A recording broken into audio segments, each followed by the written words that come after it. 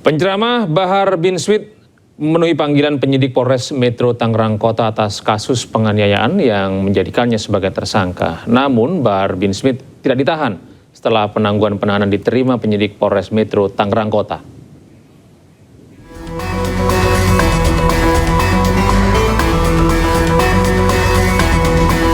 Tersangka kasus penganiayaan Bahar bin Smith tidak ditahan setelah mengajukan penangguhan penahanan dan diterima penyidik Polres Metro Tangerang Kota usai jalani pemeriksaan secara maraton selama lebih dari 24 jam. Dalam kesempatan ini tersangka telah memohon maaf kepada korban dan JP Ansor Kota Tangerang melalui video agar mau melakukan perdamaian atau restoratif justice. Kuasa hukum Bahar bin Smith mengatakan pertimbangan pengajuan penangguhan penahanan karena tersangka kepala keluarga, pengasuh sekaligus pengajar pondok pesantren dan kooperatif selama proses hukum. Pertimbangannya salah satunya tadi pertimbangan Habib tulang punggung ya keluarga, beliau juga guru yang harus mengajar santrinya, kemudian juga beliau akan kooperatif untuk menjalani proses ini, kemudian juga ada jaminan dari pihak keluarga. Penceramah Bahar bin Smith penuhi panggilan kedua dari penyidik Polres Metro Tangerang Kota setelah sebelumnya mangkir pada pemanggilan pertama pekan lalu. Pendakwah Bahar bin Smith ditetapkan sebagai tersangka kasus pengeroyokan anggota Banser di Cipondoh, Tangerang, Banten pada bulan September 2025 lalu. Dari Tangerang, Banten, Sukron iNews melaporkan. Kita beralih ke informasi berikutnya pemirsa. Dodo Siagian, terduga pelaku penganiayaan terhadap Darwin yang disebabkan teguran suara bising permainan drum, mengajukan permohonan maaf dan damai. Namun melalui kuasa hukum korban, tak ada maaf maupun damai dari Darwin dan keluarga. Kasus penganiayaan tetap berlanjut ke meja hijau.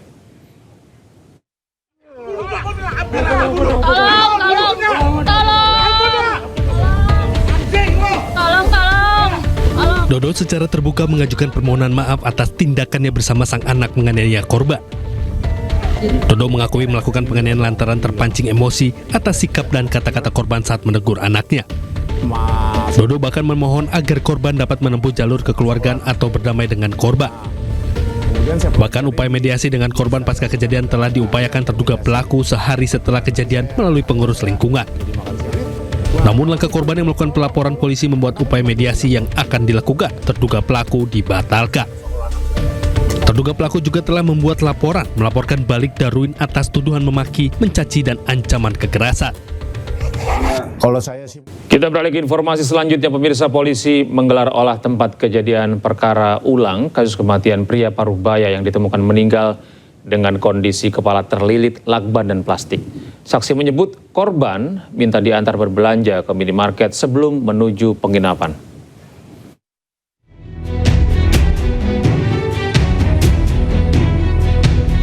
Tim Pusat Laboratorium Forensik Mabes Polri mendatangi lokasi kamar penginapan yang menjadi TKP. Ditemukannya mayat pria dengan kondisi kepala terlilit lakban dan plastik di Jalan Untung Suropati, Labuan Ratu, Bandar Lampung, Lampung.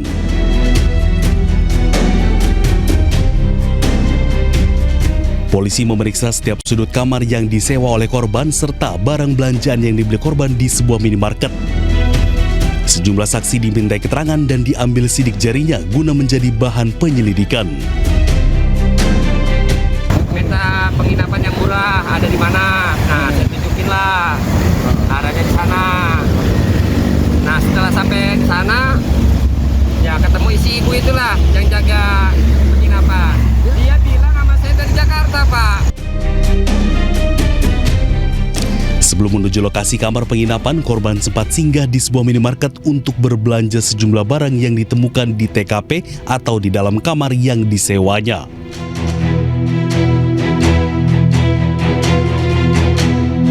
Intinya dari tim Puslap 4, dari Lab 4 Palembang dan Pusinafis membantu kita untuk melakukan penyelidikan terkait penemuan jenazah di kos-kosan itu aja. Kami belum bisa menyampaikan itu ya, nanti tim lapor yang menyampaikan. Baik, terima kasih ya.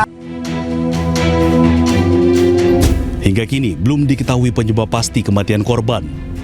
Polisi masih menunggu hasil analisa dari tim Pusat Laboratorium Forensik Polri.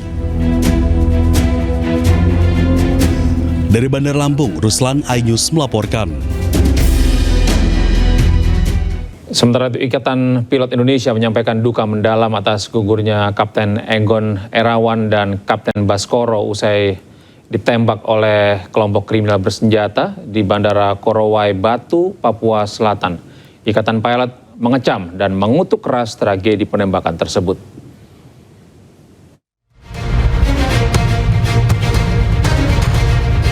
Pesawat Smart Air ditembaki di Kampung Danowage, Bovendigul, Papua Selatan. Akibatnya pilot dan kopilot pesawat tewas di lokasi. Penembakan berawal saat pesawat tiba di lapangan terbang Korowai Batu. Usai mendarat, pesawat ditembaki oleh sekelompok orang bersenjata. Pasca penembakan terhadap Kapten Egon Erawan dan Kapten Baskoro, Ikatan Pilot Indonesia menyampaikan duka mendalam atas gugurnya rekan sejawat mereka. Ikatan Pilot Indonesia mengecam dan mengutuk keras tragedi memilukan tersebut dan meminta adanya perbaikan terhadap keamanan penerbangan. Pilot sebagai pengemban tugas tersebut wajib dilindungi oleh negara dalam melakukan setiap tugasnya, termasuk infrastruktur penerbangan di dalamnya, yaitu bandara yang merupakan objek vital nasional yang harus dilindungi dari segala gangguan keamanan. Ikatan Pilot Indonesia juga meminta kepada seluruh para pilot untuk meningkatkan kewaspadaan pada penerbangan di daerah beresiko tinggi. Dari Tangerang Selatan, Banten, Nunung Purnomo, iNews melaporkan.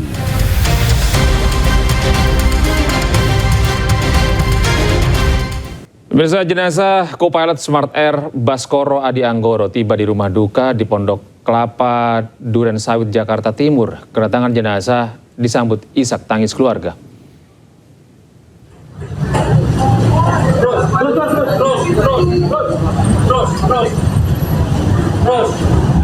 Mobil ambulans membawa jenazah co-pilot Smart Air Baskoro Adi Anggoro dari Bandara Soekarno-Hatta ke rumah duka di Kafling DKI Pondok Bambu, Duren Sawit, Jakarta Timur pada Kamis malam. Jenazah langsung disambut keluarga yang telah menunggu sejak menerima kabar Baskoro menjadi salah satu korban penembakan kelompok kriminal bersenjata di Bandara Korowai, Papua Selatan. Rencananya jenazah Baskoro akan dimakamkan di TPU Pondok Kelapa pada Jumat siang.